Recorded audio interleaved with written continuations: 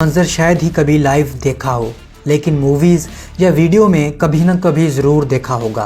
Fighter jet की back पर मौजूद ये धुआं ना ही दुश्मन के हमले से बचने के लिए फ्लेयर्स हैं और ना ही ये त्यारे की कोई करतब है। दोस्तों, इस अमल को साउंड बैरियर का टूटना कहते हैं और इस अमल के नतीजे में जो धमाका पैदा होता है उसे सोनिक बूम कहते हैं।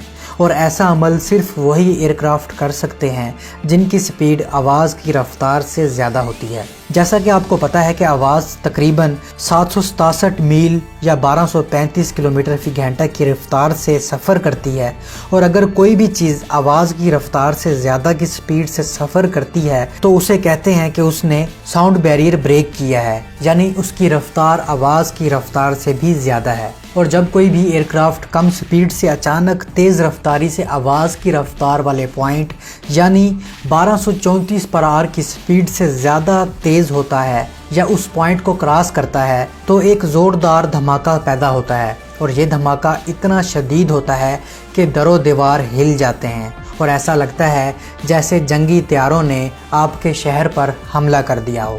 दोस्तों, त्यारे की साउंड बैरियर ब्रेक करने के बाद जो धमाका पैदा होता है उसे सोनिक बूम कहते हैं, जो कि दरअसल शॉक वेव्स होती हैं, और यही शॉक वेव्स बहुत ज़्यादा साउंड एनर्जी जनरेट करती हैं जिसे हमारे कान धमाके की सूरत में सुनते हैं, और ये धमाका कमज़ोर इमारत को भी गिरा सकते हैं। दोस्तों, यही नहीं, जब एयरक्राफ्ट साउंड बैरियर ब्रेक करता है तो बादल की तरह धुआं एयरक्राफ्ट के गिर्द बन जाता है, और इस बादल नुमा धुएं को वेपर कोन, शॉक कॉलर या शॉक एग कहते हैं। एक मरतबा फिर सुन लें कि साउंड बैरियर से पैदा होने वाली आवाज़ को सोनिक बूम और पैदा होने वाले इस धुएं को वेपर कोन कहते हैं। वेपर कोन भी शॉक वेव्स की वजह से पैदा होती है। इन शॉक वेव्स की वजह से हवा के दबाव और टेम्परेचर में बेरबती पैदा होती है, और इस बेरबती की वजह से हवा में मौजूद पानी के ज़रात जो कि गैस की शक्ल में होते हैं वो कंडेंस होना शुरू हो जाते हैं और ऐसी बादल जैसी शक्ल इख्तियार कर लेते हैं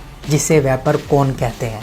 अब सवाल ये पैदा होता है कि क्या पाकिस्तानी फाइटर्स साउंड बैरियर तोड़ सकते हैं? तो जी हाँ, बिल्कुल। पाकिस्तानी F-16, थंडर साब, मिराज 3, मिराज 5 और J7 भी साउंड बैरियर तोड़ सकते हैं।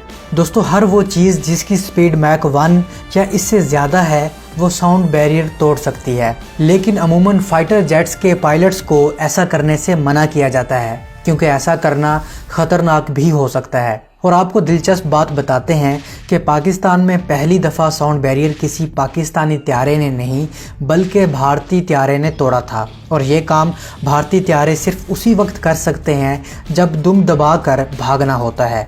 दरअसल 1997 में एक भारतीय जहाज़ जो कि MiG-25 RB फॉक्सबैट था, जासूसी मिशन पर पाकिस्तानी एयर स्पेस में दाखिल हुआ, और जब पाकिस्तानी F-16 त्यारे इसको टैकल करने के लिए फ़ज़ा में उड़े तो ये भारतीय त्यारा इतनी स्पीड से वापस भागा कि इस त्यारे का घबराहट में सोनिक बूम निकल गया। तो उम्मीद है दोस्तों इस वीडियो से आपके नॉलेज में इजाफ़ा हुआ होगा। मुझे कमेंट सेक्शन में बताइए कि किस किस ने सोनिक बूम सुना है और किस किस ने वेपर कोन देखी है।